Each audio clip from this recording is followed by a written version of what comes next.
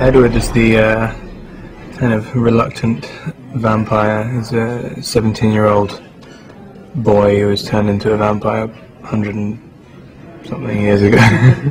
And he's kind of lost his way in the world, has no idea what the point of his existence is, and when he meets this young girl called Bella Swan, who he grows very fond of, and she opens him up to the world again, and she makes him feel like there's something worth living for.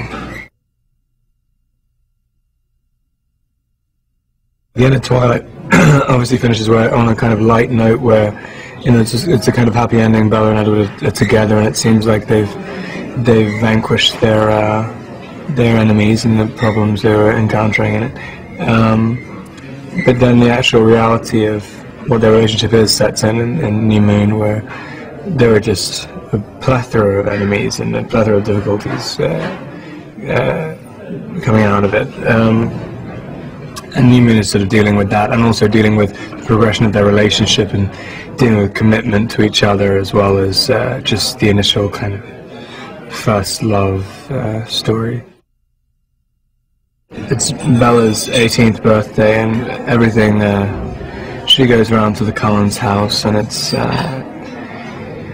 it's kind of all very, it's a sort of ideal birthday party in the minds of everyone involved, and it's all beautifully decorated and everything, and everyone's very happy, and Edward's looking at her thinking, you know, she can become part of my family and my life, and maybe this can work out the way he wants it to. And of course it kind of just inevitably falls to pieces, and Edward has to reassess everything about the relationship and his life, and with kind of tragic consequences.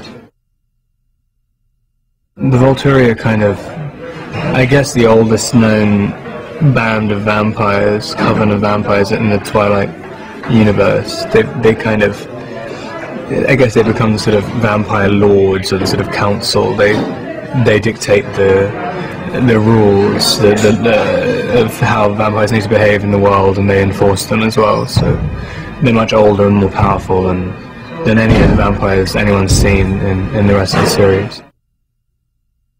I really like Chris. I mean, he's very calm and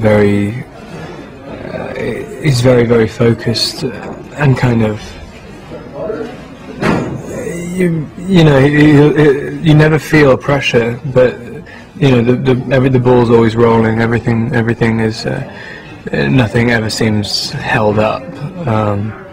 No, it's been a real pleasure working with him here.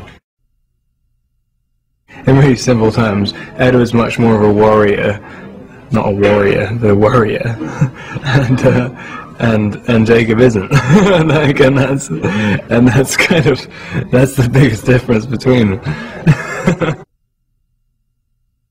It's nice. I mean, I mean, there's been crowds and stuff when we've been shooting before, but I mean, nothing like the kind of 2,000 or 3,000 people anywhere over the last couple of days.